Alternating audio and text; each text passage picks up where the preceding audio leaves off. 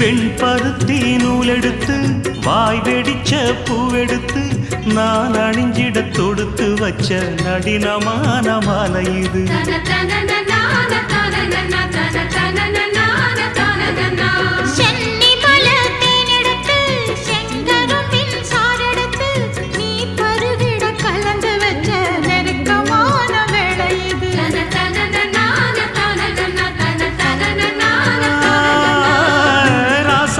உடம்பிருக்கும் ரவிக்க துணி நானாக அன்னாடம் சூடி கொள்ள ஆசை வச்சாகாதா.